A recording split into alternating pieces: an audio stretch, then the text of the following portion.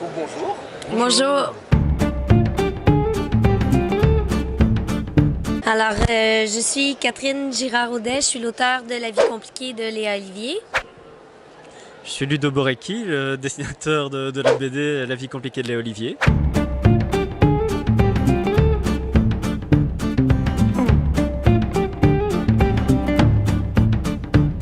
Dans la bande dessinée, j'aimais vraiment Bully Bill. C'était vraiment ma bande dessinée, ouais. Chaque Noël, ma mère m'offrait un nouvel album. C'était vraiment, je sais pas, j'adorais ça, je dévorais ça. Et dans le roman, le journal d'Anne Frank, ça a vraiment été marquant dans mon adolescence. Et ça l'a aussi un peu influencé mon écriture, je pense. Je te laisse parler. Alors moi les BD c'était Tintin et Joanne et Pierre Louis et dedans j'ai découvert les Schtroumpfs et j'ai adoré la BD enfant et mon rêve s'est accompli quelques années après quand j'ai dessiné moi-même les BD des Schtroumpfs.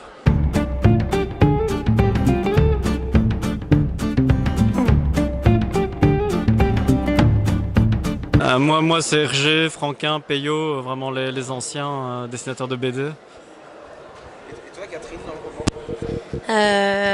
C'est une bonne question. J'ai des influences plus dans le roman adulte. Dans le roman jeunesse, c'est sûr que non. Je sais pas si c'est une bonne ou une mauvaise chose, mais je me suis vraiment basée sur mon histoire. Puis quand je me suis lancée dans cette aventure de Léa, j'étais jeune, j'étais naïve. Puis justement, j'avais rien à perdre. Fait qu'on dirait que, je dirais, j'ai étudié en littérature, donc il y a énormément d'auteurs que j'admire.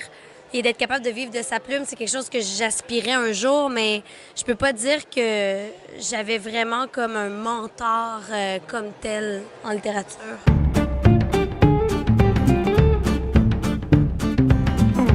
Oui, tout à fait. Léa, c'est, je vais dire en partie autobiographique parce que je réalise je vais pas dire en vieillissant, je vais dire en grandissant, que Léa, en fait, c'est une partie de moi. C'est une partie de mon histoire, mais j'ai pas raconté toute mon histoire. Fait qu'on verra qu'est-ce que ça donnera dans le futur, mais oui, le déménagement, le déracinement, les questionnements, les remises en question, les peines d'amour, l'affirmation de soi, tout ça, c'est vraiment basé sur des trucs que j'ai vécu, ouais.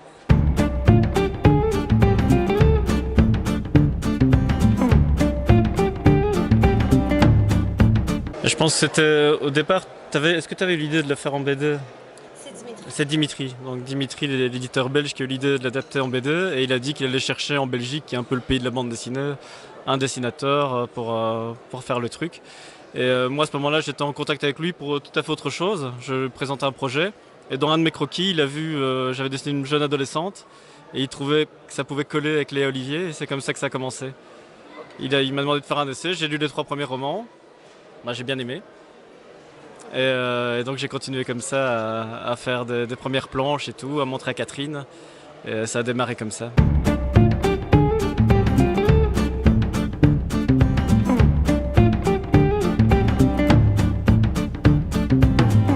Au début, il a fallu mettre un peu les choses en place avec des courriels, on s'écrivait, on a un peu skypé, j'envoyais les dessins, tu me disais un peu ce que t'en pensais et tout ça.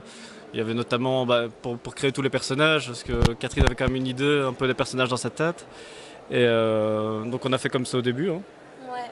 Maintenant c'est plus simple, ça fait 5-6 ans, j'ai presque plus besoin de... Je te montre une fois que c'est plus avancé.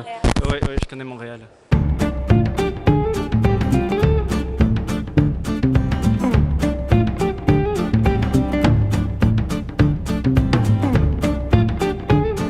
Non, je pense que c'est évidemment la même trame, la même histoire, mais oui, ça se complète bien. Et puis il y a parfois, par exemple dans le roman, il va y avoir plusieurs scènes qui se passent dans la chambre. En roman, ça dérange pas, mais en BD, on va essayer de varier. On va plutôt la mettre dans une autre pièce ou la faire se promener en rue. Donc, on reconnaît l'histoire, mais je pense que vraiment les fans, oui, c'est complémentaire. Il y a des lectrices qui aiment beaucoup plus, en fait, qui sont plus de type roman. Donc, qui vont être moins portés vers la BD. Il y en a d'autres qui voient un roman de 400 pages aussi, puis ça leur fait peur. Elles vont plus être du type BD. Je pense que la bande dessinée va chercher des lecteurs aussi, ce que mes romans vont moins faire. Et moi, j'ai tendance à, en tout cas, c'est mon œil extérieur, mais j'ai l'impression que la BD est peut-être un petit peu plus vieille que mes romans. Je sais pas, c'est peut-être le fait d'y voir physiquement. Puis il y a plus de liberté, évidemment, dans la scénarisation, dans le dessin. Ça permet d'aller un petit peu plus loin, comme disait Ludo, mais c'est vraiment pas du copier-coller, là. C'est vraiment, je trouve que c'est un beau complément, en fait.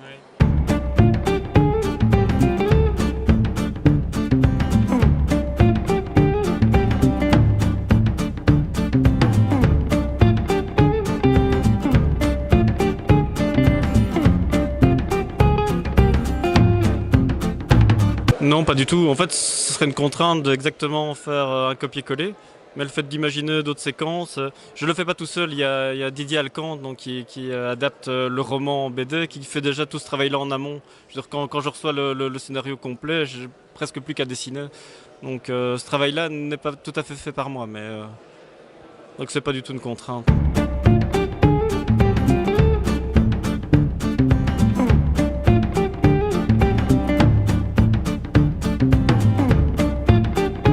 Je dirais les 2 premiers tomes, surtout.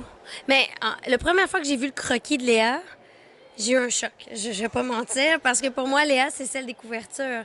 Le roman a été créé avant la BD. La Léa de Ludo est différente de la Léa de Véronique Lee, qui est mon illustratrice québécoise des romans. Donc, c'est sûr qu'elle est plus humaine. Je veux dire, la BD, celle des romans, elle a une grosse tête, elle a un peu un look Avatar, donc c'est un peu différent. Puis, c'est ça, donc ça a été un choc. Ça a été un choc aussi parce que Ludo a dessiné beaucoup plus de personnages que Véronique. Donc, puis j'ai quand même, je pense, laissé une certaine liberté dans des personnages que on n'aborde pas de temps dans le roman ou que je décris pas physiquement. Des fois, c'est un peu, ben, comment toi tu l'imagines. C'est là où j'ai eu des chocs. OK, je pense que c'est toi le premier qui a dessiné Félix. Oui.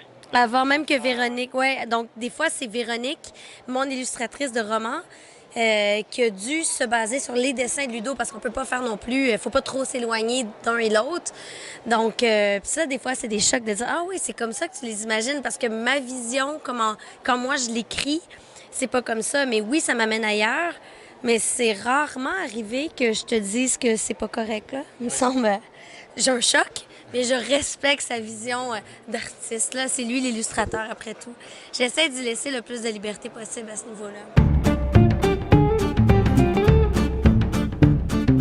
Des projets à venir, continuer Léa encore le plus longtemps possible, en tout cas pour ma part. Comme on adapte, je suis quand même assez en retard sur les romans, parce qu'il y a déjà 12 romans et seulement 6 BD. Donc en principe, il reste pas mal de BD à faire, oui. Moi, présentement, je travaille sur le prochain. En fait, c'est vraiment un tome spécial de Léa et Félix, son frère. Ils partent en voyage à New York. C'est un peu plus, j'aime pas dire léger parce que finalement, ceux qui l'ont lu m'ont dit que c'est pas léger du tout, c'est profond aussi, mais ça m'amène ailleurs. Puis des fois, ça fait du bien avec Léa de la sortir de son cadre d'école, famille et tout, de l'amener dans une autre ville. C'est un truc de 3 jours, mais c'est un roman au complet. Donc, c'est vraiment aussi d'approfondir la relation frère-sœur, ce que je trouvais intéressant. Mais chronologiquement, ça se passe où Léa est rendue dans les romans. Fait que c'est intéressant aussi pour les lectrices qui lisent la série. Et ensuite, ça va être le prochain tome de Léa que je vais écrire. Et tranquillement, j'essaie de développer aussi d'autres idées.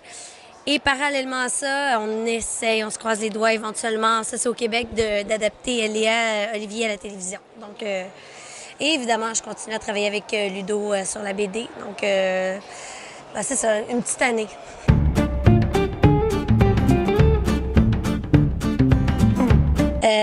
C'est une bonne question. Elle était là dans le tome 11, elle est à Paris. Oui, c'est pas très loin. Je peux vous dire qu'à New York, il y a un Belge et une Belge qui apparaissent. Une fois de temps en temps, j'essaie de les faire apparaître. Mais en fait, oui, c'est quelque chose que Léa, je vais continuer à la faire vieillir. Puis comme c'est basé sur ma vie, moi, au cégep, qui est l'équivalent ici de la Réto. Bon. Après, c'est ça, c'est vraiment juste après le secondaire, en fait. Je suis partie faire un tour d'Europe avec ma meilleure amie en sac à dos, avec le train, dans des petites auberges de jeunesse et tout. Et c'est la première fois que j'étais venue en Belgique. J'avais 18 ans. Donc, j'aimerais vraiment que Léa vive cette aventure-là. Moi, j'avais fait Barcelone, j'avais fait Venise, j'avais, tu sais, les grandes villes, Amsterdam. Paris, Bruxelles. Donc, j'aimerais ça aussi qu'elle fasse un peu sa tournée d'Europe et évidemment qu'elle passe par la Belgique. Donc, éventuellement, oui, Léa va venir en Belgique. Merci. Merci.